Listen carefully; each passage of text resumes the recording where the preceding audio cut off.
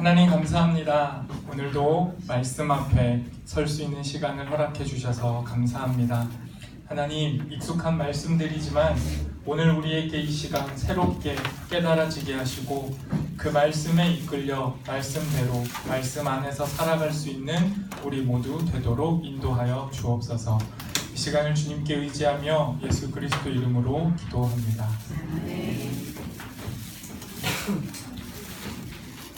안 더우신가요? 더워요. 에어컨이 지금 꺼져 있는 거죠? 계셨어요. 잘 지내셨나요? 네. 저희가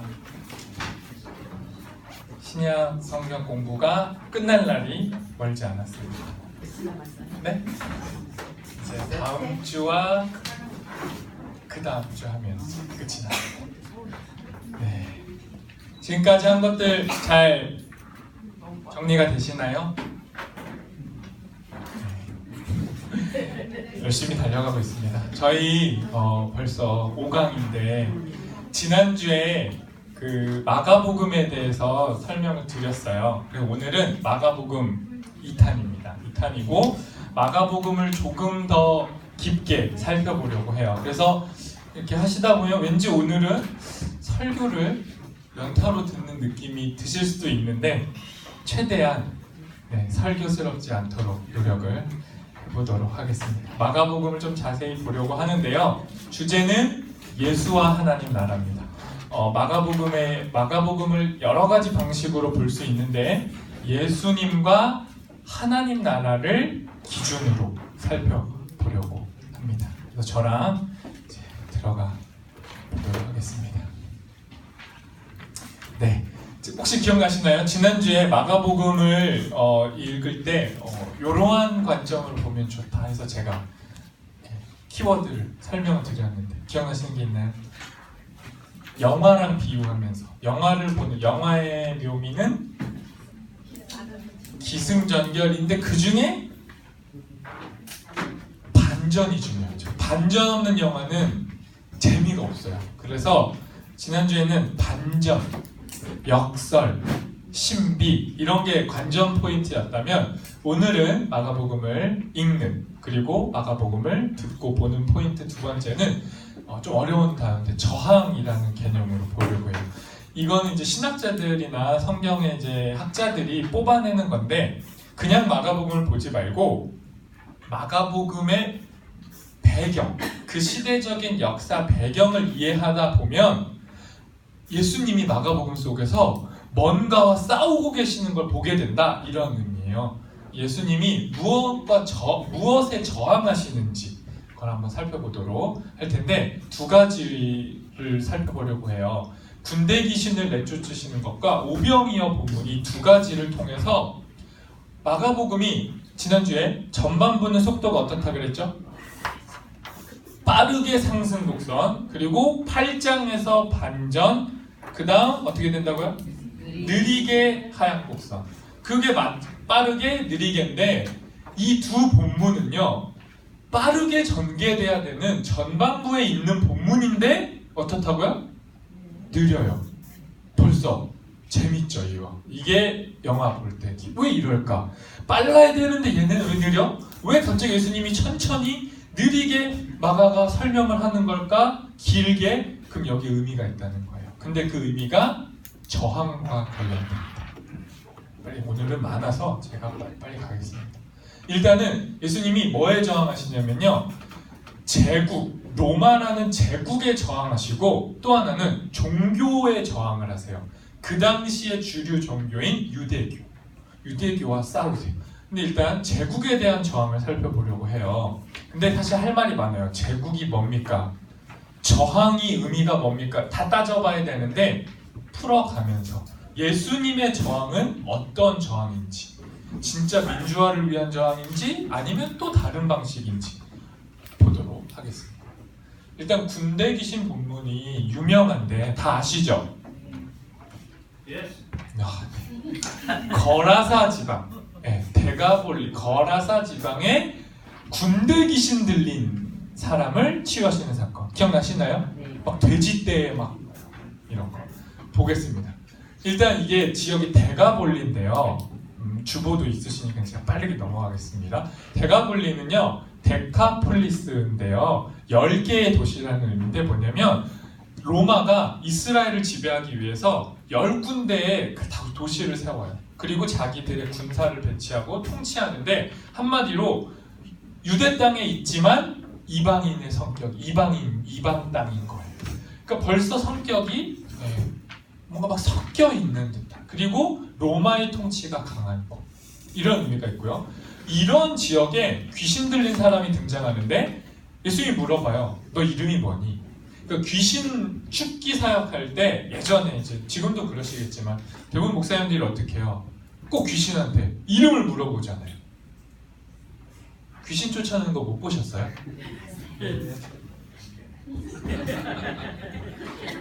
저도 봤으면 다 보셨을 텐데. 저 어릴 때 맨날 어머니가 비디오 틀어주면서 아들아 이걸 봐라 하면 막 거기에 등장하는 목사님들이 막 귀신을 쫓아내시는데 자꾸 이름을 물어봐요.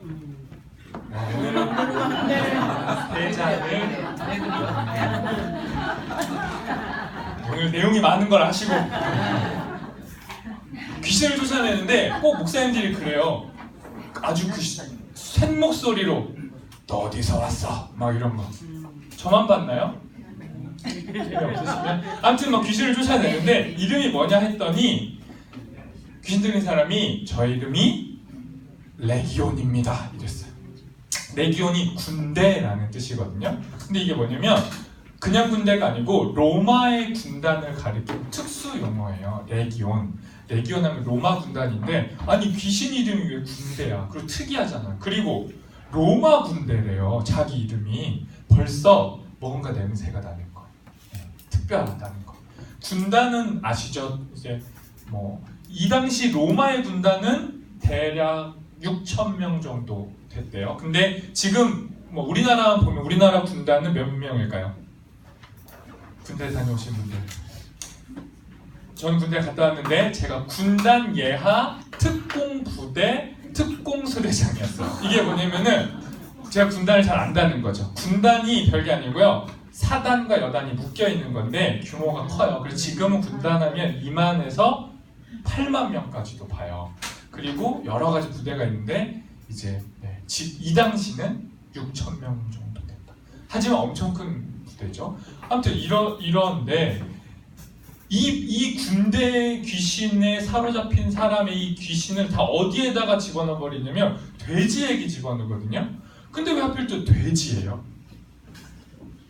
다 의미가 있다는 거예요. 저항하고. 어떤 의미가 있냐 볼까요? 이거예요. 이게 부대 마크. 저는 1군단 소속 특공 소대장이었는데 제 이쪽에 항상 완장에 이런 마크가 있는데 저희 군단 마크는 모래시계예요. 일자, 멀리서 보면 일자 같은데 그래서 모래시계. 근데 얘네는 이 로마 군단의 마크인데 멧돼지. 그러니까 한마디로 얘네는 멧돼지 부대죠. 그러니까 멧돼지 부대의 군대가 실제 주둔하고 있는 그 지역에 군대 귀신에 들린 사람을 돼지에게 집어넣어 버린다. 연결될 것 같죠? 그거 어떻게 풀어가는지 보죠. 네. 돼지 떼에다가 집어넣어요. 근데요, 멧돼지는 떼 집단이 아니고 이렇게 따로 독자적으로 생활하거든요. 근데 여기 떼에다가 넣는 것도 어색해요, 사실. 근데 돼지를 떼에다가 집어넣어 버리고요. 그 돼지 떼가 또 어디에? 바다에 빠져 죽어요. 돼지 떼가 바다에 빠져 죽는다. 근데 그 돼지 떼는 군대다. 그럼 군대가 바다에 빠져 죽는다. 무슨 이미지가 떠오르세요? 그렇죠. 누가 맞추셨어요? 이거 들고 싶어요. 출애굽. 그러니까 우리도 출애굽이라고 말하면 이걸 읽는 사람들은 그냥 아는 거예요. 그냥 제 이름만 들어도 알아요. 아, 돼지? 떼? 바다? 아, 출애굽. 예수님이 지금 출애굽을 재현하고 계시구나. 이렇게 생각하는 거예요. 그 당시 이 장면을 그냥 듣고 있으면 사람들은 영화가 스쳐 지나가는 거예요. 우리 조상들. 그 수많은 애굽의 군대에게 핍박받았지만 하나님이 그 수많은 군대를 바다에 다 집어삼키셨지. 우리를 구원하신 하나님, 그 하나님이신 예수님이 이런 일을 펼치셔? 예수님이 모세인가? 예수님이 하나님인가? 막 이런 기대가 부풀어 오르는 거죠. 근데 그러면 사람들이 환호해야 되잖아요. 지금 벌써 흥분되시죠? 예수님 대단하죠? 네. 저만 흥분했고요. 이런데 사람들이 어때요? 이렇게 귀신이, 그러니까 군대 귀신이 2,000마리 돼지 때 그냥 다 수장되거든요. 이걸 본 사람들 반응이 어때요? 드디어 메시아가 나타났다. 제2의 모세다. 예수님을 따르자. 이랬나요? 아니요. 어떻게 했어요? 딴 데로 예수님한테 조용히 정중하게 부탁해요. 우리 마을을 떠나달라고. 왜 그래요? 엄청난 사건을 경험해놓고 왜 예수님 보고 가래요? 로마의 핍박이 두려워서. 핍박이 두려워서. 로마. 그렇죠. 로마만 봐도요. 로마가 이 사건을 봤으면 되게 의심스러웠을 거예요. 저 예수란 인간이 무슨 짓을 하는 건가? 반란을 일으키려는 건가? 출애굽을 하듯이 로마로부터 도망치려는 건가? 쟤 뭐야? 이런 마음을 로마는 당연히 가졌을 거고. 그럼 이 로마의 핍박을 받고 있던 이 사람들은, 이 마을 사람들은 와, 이제 로마로부터 벗어나나? 이래야 되는데 벗어날 생각을 하는 게 아니라 자신들의 안정과 익숙함 속에서 이 예수님 때문에 이제 괜히 불확실성에 빠져들 것 같은 불안이 찾아오니까 본능적으로 예수님을 멀리한 거예요. 예수님, 우리 그냥 이대로 살게요. 괜찮아요. 핍박 오래 받다 보면 버틸만해요. 저희 지금 나름 괜찮아요. 저희 이렇게 이제 막 부자도 원치 않고요. 어느 정도 살만하니까 가세요, 예수님. 이런 거예요. 그 예수님 떠나세요. 거기서. 두 번째 사건으로 바로 넘어가겠습니다. 오병이어도 예수님 저항이랑 관련돼 있는데요. 오병이어는요, 일단 오병이어 사건은 다 아시죠? 네. 예수님이 물고기 2마리, 떡 5개로 5,000명을 먹이신 사건인데, 오병이어 전에 무슨 사건이 있는지 혹시 아시나요? 오병이어 전에. 맞추시면 정말 제가 뭘 드리고 싶어요. 제가 초등부에서 자주 쓰는 그 정말 인기 있는 젤리가 있거든요. 어른이 먹어도 좋은. 그걸 상품으로 걸까요? 오병이어 전에요. 오병이어는 생명잔치예요. 일상의 평범한 사람들에게 배고파요. 도시락이 없어. 그 사람들 먹인 거예요. 잔치하신 거거든요. 근데 오병이어 전에 잔치가 있었어요. 궁전에서 고귀한 고위층들의 잔치. 바로 헤롯 안디바가 잔치를 베풀다가 취해서 세례 요한의 목을 따서 피해 잔치를 한 거죠. 그것도 잔치. 대조되죠. 그러니까요, 헤롯 안디바는 세례 요한을 왜 죽였냐면 열등감 때문에 죽인 거예요. 세례 요한이 지도자로 추앙받죠. 자기는 왕이지만 2등 왕이잖아요. 그리고 정통성도 없죠. 로마인도 아니고 유대인도 아니죠. 이렇게 열등감에 사로잡혔는데 세례 요한은 추앙받아. 그래서 열등감이 있었고 두려웠는데 그 세례 요한을 어쩔 수 없이 죽였죠. 그래서 불안했단 말이에요. 그리고 제2의 세례 요한이 나올 걸 알았어요. 근데 제2의 세례 요한의 가장 가까운 후보가 누구예요? 예수라는 거예요. 막 기적 일으키고 다니고 오병이어까지 일으키면은 어떻게 되겠어요? 표적이 되겠죠. 그래서 예수님을 뚫어져라 쳐다보고 의심의 눈으로 보는 거예요. 근데 그래서 오병이어라는 기적을 일으킨 걸 딱 보니까 로마 제국과 헤롯은 저거 봐, 예수는 위험하다. 저항을 일으킬 것 같다.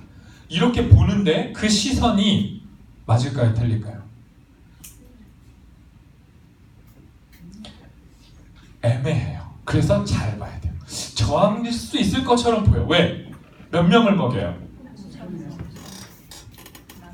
남자를요. 남자 5,000명.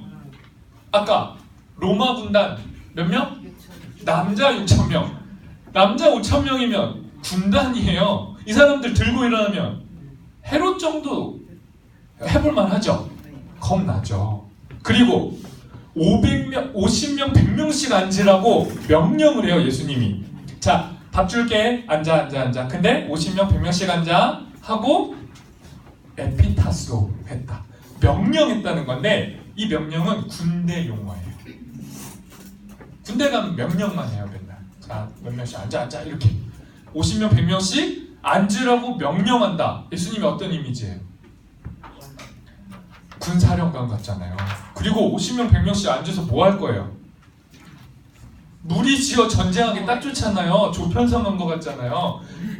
이 로마가 보면 확실하죠. 이거 바로 현장 체포 할만하죠. 네. 더 봐야 돼요. 진짜 그래요. 근데 예수님은 군사령관으로서 사람들한테 50명 100명씩 앉아 이런 게 아니에요. 예수님은 50명 100명 5,000명을 보고 어떤 마음이었냐면 아 로마 군단이다. 나도 해볼 만하다. 나라를 뒤집어 엎자. 이런 마음이 드신 게 아니고요. 저렇게 큰 무리가 내 앞에 앉아 있는데 다 목자가 없는 양같이 보여. 불쌍하다. 예수님이 이렇게 목자의 심정으로 무리를 보고 계신 거예요. 로마 당국자들은 쿠데타처럼 보지만 예수님은 다 길 잃은 양처럼 보여요. 그리고 50명 100명씩 왜 앉으라고 했냐?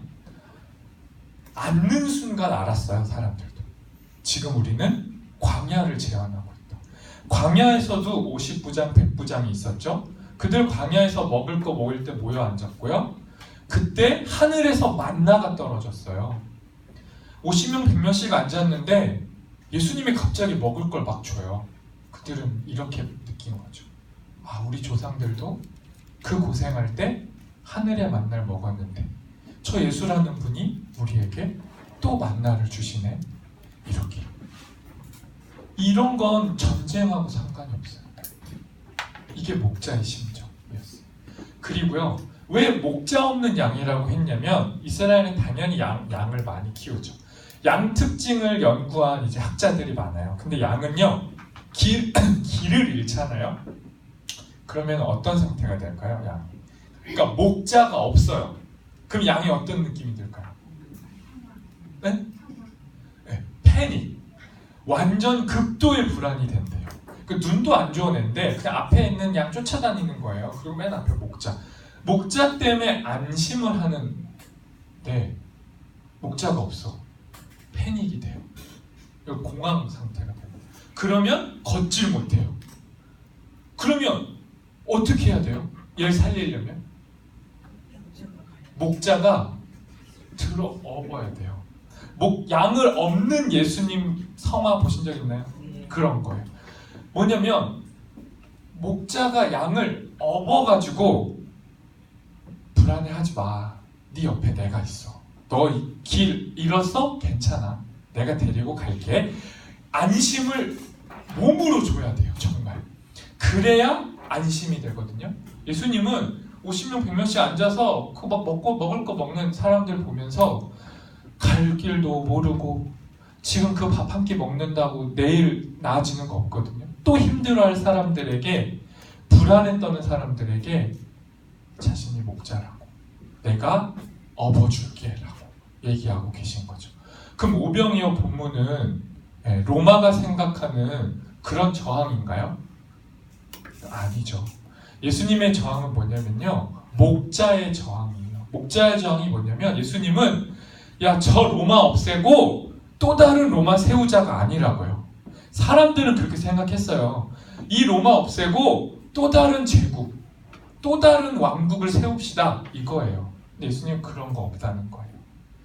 또 다른 로마는 또 다른 누군가를 핍박할 거니까. 모든 사람은 불안해요. 여러분도 저도 불안해서 어쩔 줄 몰라요. 불안하시죠 지금? 제가 강요하니까 불안하시죠? 전 진짜 얼마나 불안했는데요. 엄마가 없어지면 생생하게 기억하는데 너무너무 불안했거든요. 여러분도 다 그러셨죠? 애기들 왜 우나요? 뭘 한다고? 엄마 이름도 모르면서. 엄마만 없으면 애기들 어떻게 해요? 태어나면서부터 불안하시지 않았나요? 기억은 없지만. 아니 어머니 자궁이 열려서 어머니 탯줄로부터 끊기는 순간 왜 그렇게 울까요? 이 세상 괴로워서 내가 어떻게 살까 하고 너무 세상을 빨리 하시네. 저는 그런 기억은 없는데 그냥 분리돼서 엄마 잡으면 너무 편했는데 분리돼서 세상을 나오면 다 불안해요. 근데 우리는 하나님으로부터 영적인 단절을 다 겪었어요. 아담만 겪은 게 아니고 그 분리로 인해서 그냥 다른 목표 쫓아다니는 거예요. 엄마를 대체할 무언가를 쫓아다니죠. 하나님 대체할 무언가를 로마가 됐건 성전이 됐건. 그러니 그 불안해하는 목자 없이 떠도는 그들의 목자가 되려고 하신 거예요. 그게 저항이에요. 예수님 저항. 그리고 그 길은 뭐냐? 얘들아 나 따라와. 내가 업어줄게. 이게 아니에요. 예수님은 그냥 묵묵히 십자가의 길로 가시는 거예요. 그게 없는 방식이었어요. 우리는 진짜 업어줘 하는데 안 업어주셨지만 그건 우리를 없는 십자가의 길이었죠. 이건 뒤에 또 더 설명하겠습니다. 그래서 결국 예수님은 군대 귀신 오병이어 사건을 통해 뭔가 저항을 하긴 하셨어요. 근데 그 저항이 또 다른 로마를 세우는 저항이 아니라 죽으러 가시는 저항이에요. 뭐냐면 예수 누가 죽였냐면 이건 이제 예수님은 신성모독으로 죽지 않았어요. 예수님 정확히 정치범으로 죽으셨거든요. 그 당시에 십자가는 정치범을 죽이는 거예요. 그 예수님은 모든 사람이 오병이어 군대귀신뿐만 아니라 다 기적들이 정치적으로 쿠데타를 일으킬 것 같은 걸로 몰아간 거죠. 예수님은 안 그랬는데. 그래서 종교 집단은 예수님을 종교로 그리스도 신성모독으로 죽이려 했지만 제국은 유대인의 왕 반란범으로 죽이게 된 거죠. 하지만 결국 종교와 제국이 연합해서 예수님을 죽인 거예요. 예수님의 저항과 전혀 다른 방식이죠. 예수님은 로마 제국에 저항을 했는데 그 저항은 뭐냐면요. 로마 제국을 죽이는 저항이 아니에요. 자기가 죽임을 당하는 식으로 저항하신 거예요. 누가 생각이나 했겠습니까? 이런 저항은 뒤집어 엎는 게 아니고 자기가 죽어버려. 그 사람도 비웃었죠. 그게 무슨 저항이냐고. 그리고 그 세상이 바뀌냐고. 지금도 묻잖아요. 사람들이 아니 예수가 십자가에 달려 죽은 거 알겠는데 그 뭐 세상이 바뀌었냐고. 예수님 십자가에 죽으셨는데. 예수님은 그 길을 걸어가셨죠. 제국은요 누군가를 죽여야 통치가 돼요. 운영이 돼요. 그런데 예수님은 제국이 아니고 하나님 나라를 세우고 싶어 하셨어요. 그 하나님 나라는 죽임을 당해야 통치가 돼요. 이 하나님 나라가 뭔지는 마지막 결론 때 이야기하겠습니다. 예수님은 아무튼 예수님이 저항하셨다면 제국에 저항하셨죠. 근데 하나님 나라를 세우는 또 다른 제국을 세우는 방식의 저항이 아니라 하나님 나라를 세우는 저항을 하셨다라고 이해하시면 될 것 같습니다. 네, 지금까지가 제국에 저항하는 예수님이었어요. 근데 지금은 종교하고 어떻게 저항을 하셨는지 볼게요. 예수님이 성경에서 말다툼을 많이 하시는데 누구랑 하시죠? 세리와 창기들과 싸우셨나요? 그런 거 별로 없죠. 종교 지도자들하고 싸우셨어요. 어떻게 싸우셨는지 볼게요. 좀 불온한데 성전 난동, 예수님이 난동을 부리셨다고. 난동인지 아닌지 보죠. 예수님이 십자가에 이제 달려 죽으러 가시기 전에 성전도 들리시는데 그 성전이 어떤 곳이냐면요. 헤롯이 그동안 헤롯이 명분이 없으니까 왕으로서 이스라엘 사람들이 그렇게 좋아하는 유대인들이 중시하는 성전을 리모델링 해줘요. 엄청 크게. 그래서 사람들한테 좀 인정을 받으려고 했고요. 그렇게 세워진 성전은 어떤 역할을 했냐면 유대인들에게도 호응을 받고 로마는 어떠냐면 너네 성전 안에서만 머물러. 너네 성전 막 짓고 종교해도 돼. 의식, 신앙생활 다 해. 대신 우리한테 덤비지 마. 그렇게 암묵적 합의를 한 거예요. 뭐를 통해? 성전을 통해. 그래 성전은 종교 지도자들도 좋고 로마 통치자들도 좋은 이스라엘을 유대인들을 가만히 있게 만드는 도구가 됐던 거죠. 그러니 이때 이 당시 성전은 예수님이 보실 때 살아있는 거예요? 죽어있는 거예요? 그냥 껍데기인 성전인 거예요. 진짜 성전은 가난한 자들, 힘없는 자들에게 하나님이 여전히 너희와 함께 하시고 도우신다라는 걸 말씀하고 전파하는 역할인데, 이제 이 성전은 누구만을 위한 거예요? 그냥 안전과 안락을 원하는 사람들의 도구가 되어버린 거죠. 그래서 예수님은 이 성전을 깨끗게 하고 싶어 하셨어요. 그런데 보시면 마가복음의 특징은 이 성전이 저희 중간기 때 혹시 기억나시나요? 등장했던 사람들, 친로마 성향의 이 정치 종교적 집단이었던 제사장과 사두개인 집단들이 성전을 통해 활동하던 사람들인데, 이들은 부와 권력을 다 누렸죠. 어떻게? 성전을 통한 성전세, 성전화폐, 재물 판매 등 성전을 거의 시장처럼 사용해서 부와 권력을 누리던 이 사람들에게 예수님이 뭐라고 하고 싶으셨던 거예요. 그래서 뭐라고 하셨냐? 어떻게 하셨죠? 네. 어떻게 하셨어요? 예수님이 그냥 말로 너네 이러면 안 돼 이러셨나요? 정말 성전의 의미가 완전 뒤집혔다. 니네 해도 너무하고 이건 정말 아니다.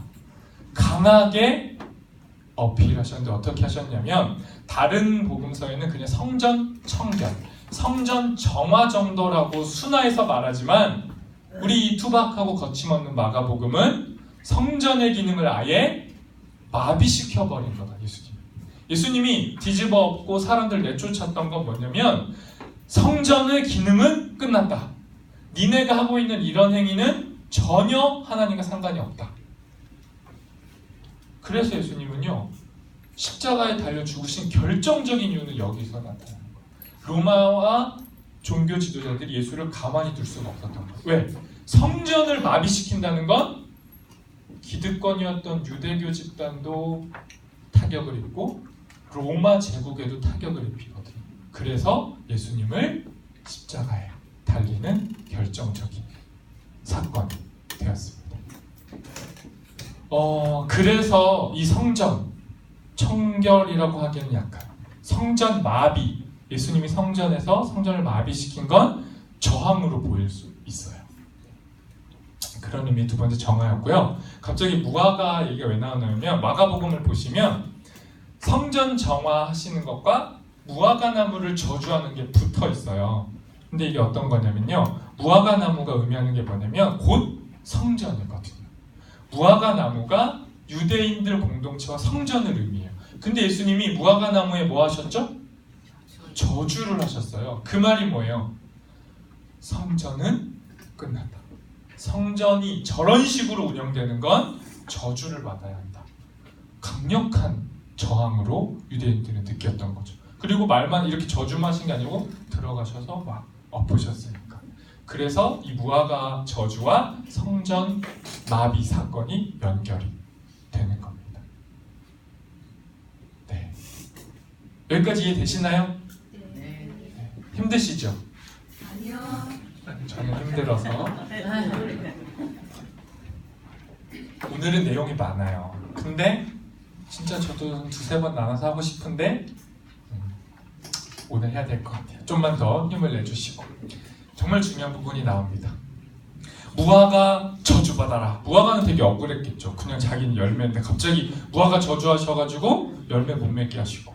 근데 그 저주는 성전 니네 끝났어. 니네 그렇게 하면 안 돼. 그리고 실제 성전 뒤집어 엎으시고 다 그렇게 하셔놓고는 갑자기 예수님이 뭐라고 하냐면 하나님을 믿어라 이렇게 말해요. 제가 앞뒤 맥락 설명했죠? 그럼 저 하나님을 믿어라는 어떤 의미일까요? 단순히 그냥 하나님 믿으라는 건 아닐 것 같고, 다 뒤집어 엎으신 다음에 하나님을 믿어라. 이게 무슨 말이에요? 어떻게 믿으라는 거예요? 성전과 연결해서. 네? 제대로 예배해라. 보이는 성전이 아니라 성전 너머에 하나님을 믿으라는 거예요. 사람들은요, 성전이 화려할수록, 예배당이 화려할수록, 예배를 드리는 사람이 많고 그 예배가 웅장할수록 자칫하면 하나님을 놓쳐요. 그래서 그냥 그 예배에 심취하는 거예요. 그렇게 보이는 무언가에 빠지지 말고 그 너머에 보이지 않는 하나님께 집중하는 게 진짜 신앙이라는 거예요. 근데 이게 어려워요. 왜냐? 유대인들에겐 성전이 그나마 위로였잖아요. 하나님의 위로. 그래서 어떤 열심이었냐면 압제받아도 괜찮아요. 나라 없어도 돼요. 대신 성전은 있어야 해요. 왜? 성전이 곧 하나님이니까. 그러니까 그들은 소박한 마음으로 성전을 붙든 거예요, 사실. 근데 그 마음이 도를 지나쳐서 이젠 그 하나님을 안 보고 성전만 보는 거죠. 그래서 예수님이 하나님 좀 봐. 제발 하나님 좀 믿어. 라고 이야기하셨고 사람들은 듣지 않았고 이해도 못했어요. 왜냐? 언제나 하나님 말씀은 우리 예상을 벗어나죠. 여러분이 하나님 은혜를 주세요 막 기도했는데 하나님 은혜를 주시긴 했어. 근데 그게 여러분의 기대와 예상에 언제나 부합하셨나요? 아니면 기도도 안 하는데 어느 순간 갑자기 상황을 해결해 주셔서 후에 깨달아서 하나님이 또 나를 이렇게 은혜를 주셨구나. 이런 후자에 가깝나요? 저는 다분히 후자에 가까워요. 아니 정말로 지나고 깨닫는 거예요. 정말 하나님의 은혜였구나. 우리 예상은 늘 빗나가죠. 심지어 죽으려고 할 때 살려주시잖아요. 저만 그런가요? 저는 정말 죽을 것 같을 때 살려주시는 경우를 많이 경험했어요. 꼭 이렇게 하셔야 하나 싶을 정도로. 근데 은혜는 그런 거. 반전, 역습. 죽었는데 살리고, 살고 보니 죽으라고 하시고, 살만하니 그럼 기꺼이 십자가를 지고 죽음의 길로 가 이러시고. 이상한 은혜입니다. 그게 하나님. 자, 예수님은요 제국과 종교, 눈에 보이는 거대한 것들에 심취해서 살아가는 사람들에 저항하셨어요. 어떻게? 십자가를 통해서. 야, 너네 눈에 보이는 것 좀 쫓아다니지 마. 더 좋은 거 있어. 이거 봐. 이게 아니고 눈에 보이는 것들이 아닌 죽음의 십자가로 눈에 보이는 우상들을 거부하신 거죠. 정리해 보겠습니다. 지난번에도 질문이 중요하다고 했어요. 마가복음의 반전이었던 8장 너희는 나를 누구라 하느냐, 이런 질문들 비슷한 맥락입니다. 제국과 종교는 예수님께 질문했어요. 제국은 이렇게 질문했습니다. 빌라도 입을 통해 네가 유대인의 왕이냐? 이 질문 왜 한 거예요? 진짜 왕이십니까? 이거 물은 건가요? 질문하는 질문자는 불안한 거예요. 뭐가? 예수가 진짜 유대인의 왕이면 로마의 반란군이 되고 로마를 위협하게 되거든요. 예수, 너 진짜 유대인의 왕 할 거야? 너 정말 우리 로마 거부하고 새로운 나라 세울 거야? 묻는 거죠. 또 종교 집단의 질문. 네가 그리스도냐? 유대인들은 그리스도를 엄청 기다리는 사람들이에요. 그런데 기다리지만 예수 같은 그리스도는 원하지 않았어요. 그리스도가 나와도 다윗의 혈통, 고결한 귀족, 높은 기득권에서 자기들 편에서 나와야 자기들이 이득이 있잖아요. 근데 전혀 갈릴리 생뚱맞은 시골 촌에서 올라온 저 사람이 그리스도면 심각한 문제가 되는 거예요. 그래서 자신들의 기득권, 여긴 반란, 여긴 기득권에 대한 불안으로 질문했죠. 대답이 중요한데요. 이 질문에 제국과 종교는 답하지 못해요. 그런데 전혀 낯선 사람들이 대답을 대신합니다. 첫 번째, 이 사람은 하나님의 아들이었다. 누가 말했죠? 로마 제국 군대를 대표하는 백부장. 다시 말하면 그냥 로마 제국을 대표하는 사람이 로마 제국이 너 진짜로 반란 일으킬 거야? 라고 질문했는데 로마를 대표하는 이 백부장이 역으로 자기 입으로 이 사람은 진실로 하나님의 아들이었다고 고백하는 거죠. 또 한 사람 아리마대 요셉. 이 사람은 유대 종교를 대표하죠. 사내들이는 예수를 십자가에 못 박아 죽이고 싶어하던 사람들인데 이 사람 중에 한 명인 요셉의 입을 통해 예수의 시신이 수습이 되는 거예요. 뭐냐면요, 예수를 거부하고 죽였던 두 체제, 제국과 종교를 대표하는 사람들이 그들의 입으로 예수님을 하나님의 아들이라고 고백하는 이상한 반전이 일어난 거예요. 예수를 죽이고 싶어 안달이 났던 체제 안에 있던 사람들이 예수님을 하나님의 아들로 인정하는 거죠. 이게 어떻게 가능했어요? 예수님이 막 이 두 사람 설득했나요? 아, 나 좀 믿어줘. 나 진짜 하나님의 아들이야. 나 기적 보여줄게. 믿어라. 이랬나요? 언제 이런 일들이 일어났어요? 아무 힘없이 십자가 예수가 죽으셨을 때 그렇게 완고했던 사람들이 예수는 진짜 하나님의 아들이다라고.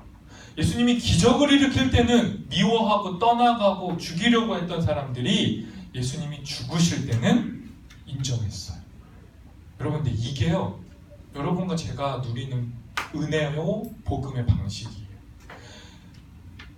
제 기도 들어주세요 해서 들어줬을 때 복음이 확 드러나지 않고요. 사실 제가 기도한 거랑 정반대일 때, 죽음의 길로 갈 때, 그때 그 십자가 앞에서 우리는 대부분 하나님의 은혜를 경험하게 됩니다. 이 낯선 일들도 그랬고요.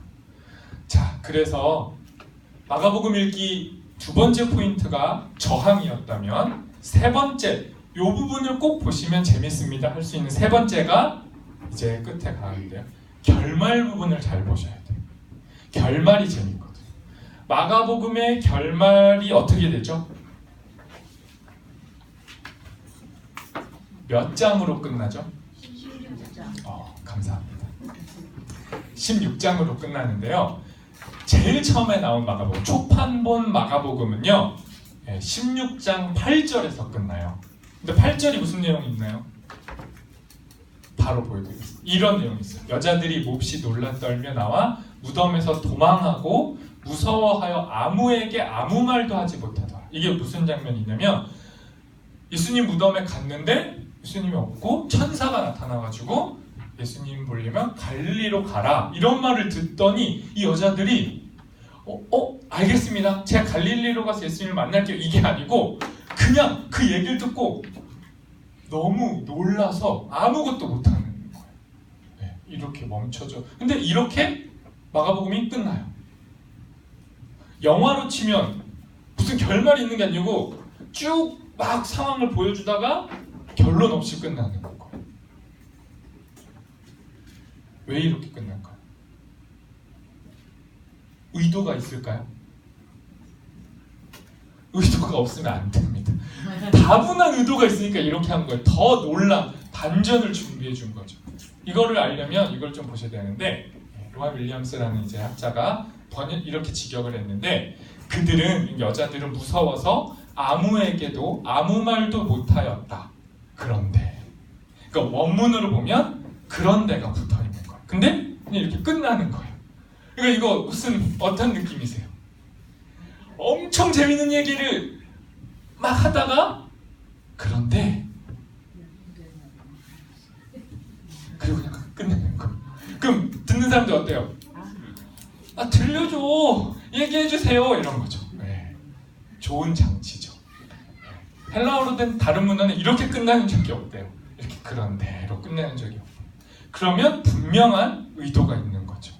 어떤 의도가 있냐? 좀 더 보면요, 수미상관이라고 해서 앞과 시작과 끝이 일치하는 구조가 있어요. 이렇게. 그러면 이제 극적인 효과가 나타내고 주제가 강조되는데, 이런 거죠.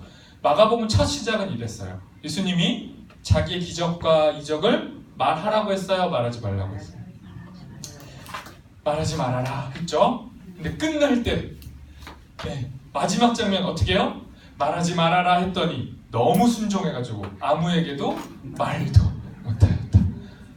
시작과 끝이 이런 거예요. 의미가 있겠죠. 왜 이랬을까요? 진짜 예수님은 의도를 갖고 말하지 말아라 했을 텐데 이 사람들도 또 그냥 철석같이 순종한 것 같진 않고 진짜 말을 또 못하고 있네. 뭔가 하고 싶은 말이 있는 거죠. 마가가 마가복음을 통해 이 감춰진 역사를 말하고 싶은 거예요. 뭘까 도대체 그게 이런 질문을 던져야 돼요. 왜 복음서의 마지막 장면 다 예수님 부활로 나타나거든요. 그러니까 예수님이 죽고 끝나면 너무 비참하잖아요. 그래서 부활의 예수님, 영광의 예수님을 드러내시는데 마가복음에 16장 8절 초판본으로 치면 부활한 예수님이 안 나타나는 거예요. 그럼 제일 중요한 주인공을 안 나타낸다. 왜 그럴까요?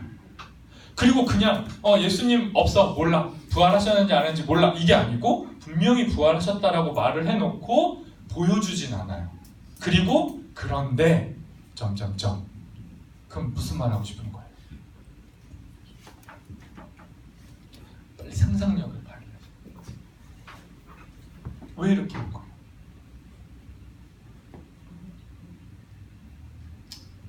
제가 말할까요? 네. 너무 재미가 없더니 중요한 건데 제가 다 스포하고 막 이러면 제가 힘이 좀 빠지려고 했지만 말씀드리겠습니다.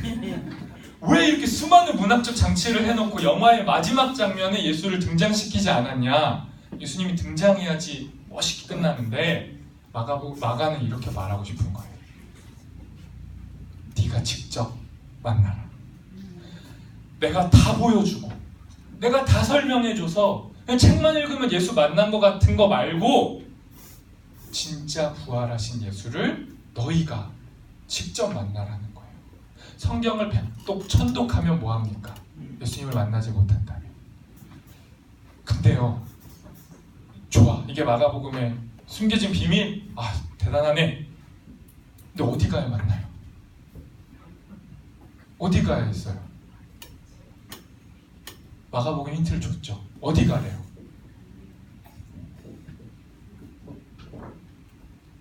갈릴리로 가라 그랬어요. 예수님이 부활을 하셨는데 바쁘셔가지고 부활하자마자 갈릴리로 가셨어. 그러니까 여자들이야 너희도 갈릴리 가. 근데 왜 갈릴리 갔을까요? 예수님은 부활하신 예수님 만나려면 갈릴리 가야 된다. 비교를 하셔야 돼요. 갈릴리가 예루살렘과 비교가 돼요. 근데 제가 저번에 설명을 많이 드렸죠. 갈릴리는 깡 시골, 예루살렘은 주요 도시. 그런데 주요 도시가 아니고 갈릴리로 가래요. 깡 시골. 왜요? 갈릴리는 대략 알죠? 고난받고 가난한 자들이 살던 동네예요. 갈릴리 사람들, 예수님 제자들 직업이 뭐였죠? 어부. 근데 갈릴리는 원래 농업 지역이에요. 그 쌀을 빨리 생산해서 먹고 살아야 되는 문제를 해결하는 로마가 착취해가기에 딱 좋은 농경지대인데 농경지대 사는 사람이 왜 어부를 했을까요? 추측을 해보면 너무 뺏어가니까 농사 지면 뺏어가고 이럴 거면 그냥 고기나 잡자. 그래서 어부가 됐을 확률이 높을 만큼 고난과 가난의 땅에서 그 갈릴리로 가래요. 예수님도 여기를 갔고. 왜요? 왜 가는 거예요? 자기 고향이에요. 갈릴리는 예수님의 고향이지만 우리 고향이에요. 여러분 고향 있으시죠? 서울이신 분도 있으시죠? 고향은 하늘 나는데요. 태어난 데는 이북이요. 그쵸, 이북에서 오셨고. 네, 이북. 저도 고향이 있는데 저는 서울 서울이 고향인 분들도 상관없고요. 고향은 어떤 의미냐면요, 너무너무 좋았던, 나를 품어줬던 따뜻한 곳일 수도 있지만 고향은 뭐냐면요, 나의 가장 약할 때, 내가 가장 비실비실하고 힘이 없고 아직 성장하지 않고 나의 연약함이 다 드러나는 곳이 고향이죠. 그러니까 고향은 그렇게 유쾌하지 않아요. 십자가가 드러나는 곳이에요. 그런데 예수님이 여기로 갔고 이리로 오래요. 여기 가지 말고. 예루살렘 가지 말고. 왜요? 예루살렘은 나를 가려주거든요. 화려한 도시와 조명과 수많은 사람들이 다 행복해 보여요. 예루살렘 가면 성전도 있어요. 하나님이 계시다고 하는. 그리고 여기는 안전해 보이죠. 그러니 여기 가면 가면을 써요.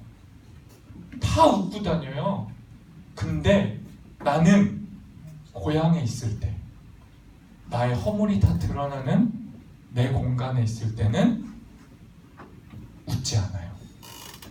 진짜 예수님이 나를 치유하시고 회복하시고 만나주시는 공간은 그래서 갈릴리인 거예요. 내 허물이 다 드러나야죠. 있는 모습 그대로 드러나 예수님이 업어주시거나 안아주시죠.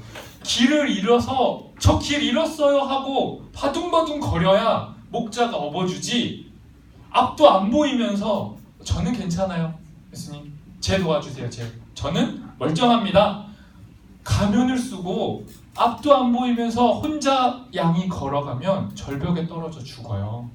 근데도 가요. 왜? 남 눈치 보느라, 자기 잘 사는 것처럼 보고 싶어가지고. 나의 허물이 다 드러나야 그 수치의 자리에 십자가와 부활이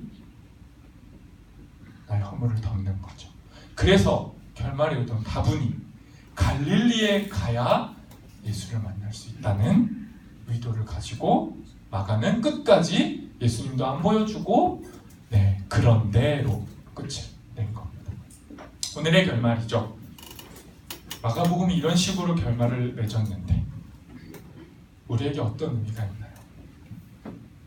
여러분에게 어떤 의미가 있나요? 마가복음.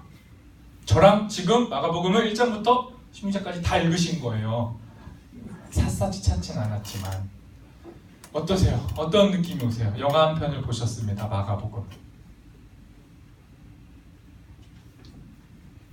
재미없으셨나요? 뭐 영화가 이래요. 영화를 다 보고 저는 이런 생각이 들었어요.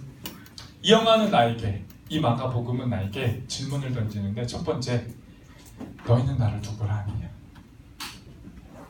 제자들에게 던졌던 질문, 너희는 나를 누구라 하느냐? 또 하나, 너희는 어디로 갈 거니? 너희는 나를 유대인의 왕이라고 부를 거니? 아니면 그리스도라고 부를 거니? 아니면 뭐가 됐건 나를, 너희를 구원해줄 그 어떠한 눈에 보이는 대상으로 부르고 싶니? 나는 거기 없어. 나는 십자가 있고. 너희는 어디로 갈 거니? 예루살렘 가면 나를 볼 수 있을 것 같아? 교회 성전에 가면 나를 볼 수 있을 것 같니? 나는 갈릴리에 있다. 너의 고향에 있다. 이렇게 말씀하시는 것 같았습니다. 끝난 거예요. 다 하셨는데 부록으로 시간이 5분밖에 없지만 이걸 꼭 해야 됩니다. 개념 정리를 하나 해야 되는데, 아까 제가 힌트를 드렸는데 예수님은 이렇게 마가복음에서 이런 식으로 예수님이 그려졌는데, 예수님이 진짜 보여주고 싶으셨던, 갈릴리 예수를 통해 예수님이 보여주고 싶으셨던 그 무언가를 개념으로 설명해 보라고 하면 그게 하나님 나라거든요. 그러니까 결국 예수님은 십자가와 부활을 통해 하나님 나라, 로마 제국 말고 성전 말고 하나님 나라를 보여주고 싶으셨는데, 이 하나님 나라가 애매해요, 되게. 그죠? 하나님 나라가 뭔가요? 하늘나라, 천국. 천국이 뭔가요? 천국이 어디 있나요?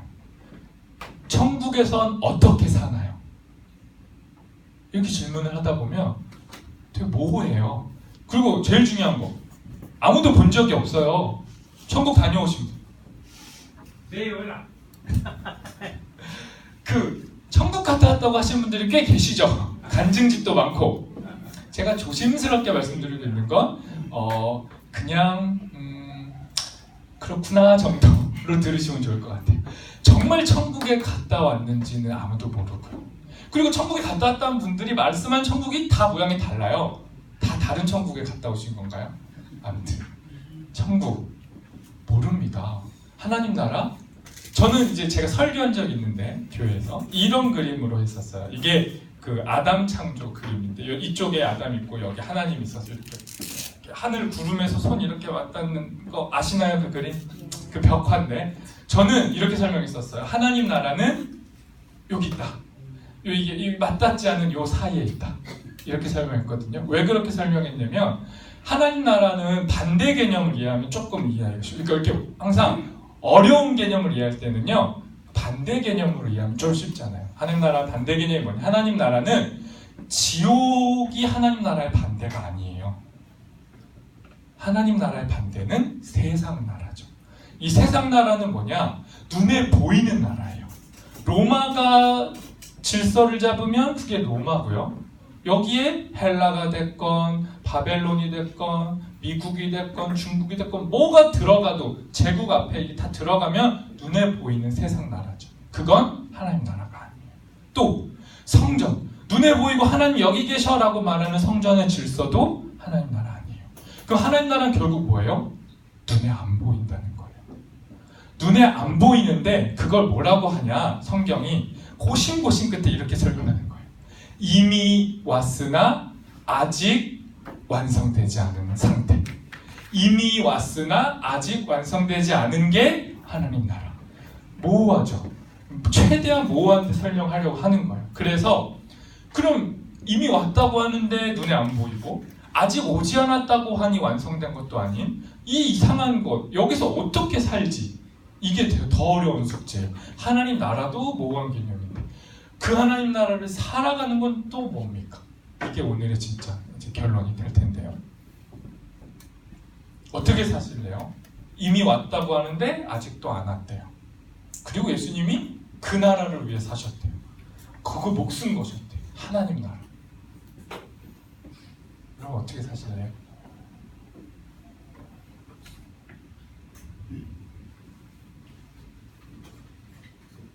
잘 사실 거죠? 네. 모호하다고 하나님 나라 버리실 건 아니죠? 저는 제가 또 정리했습니다. 하나님 나라 어떻게 살아야 되냐? 이렇게요. 예수님을 따라 사는 거예요. 근데 보이는 목표나 표대나 욕망은 거부하는 거예요. 그러니까 눈에 보인다 싶으면 한 번쯤 의심해 볼 만한 거예요, 사실. 누군가가 눈에 보이는 무언가의 목표를 제시하고 깃발을 휘날리면서 나를 따라오세요. 하나님 나라를 보여드리겠습니다. 라고 누군가 말한다면 의심해 볼 필요가 있는 거예요. 하나님 나라가 그럴 수 있나? 네. 그리고 보이지 않는 하나님을 믿음으로 따라가는 거죠. 보이지도 않는데 그걸 따라가려면 믿음이 필요해요. 그래서 우리의 구원은 믿음으로만 가능한 거죠. 저는 이렇게 사는 게 하나님 나라에서 사는 방법이 아닐까.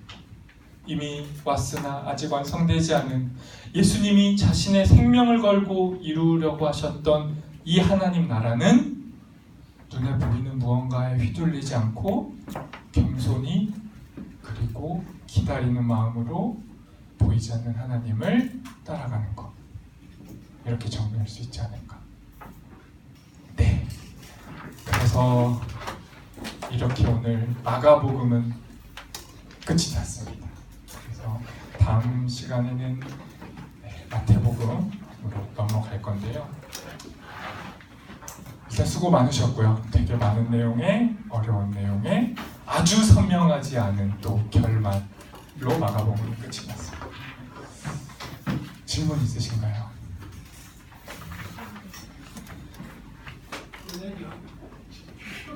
네? 제가 생각보다 빨리 끝내서 뿌듯해가지고 숨고르기를 하고 있어요. 저는 오늘 이거 다 못할 줄 알았거든요. 내용 너무 많아가지고 못할 줄 알았는데 잘 집중해 주셔서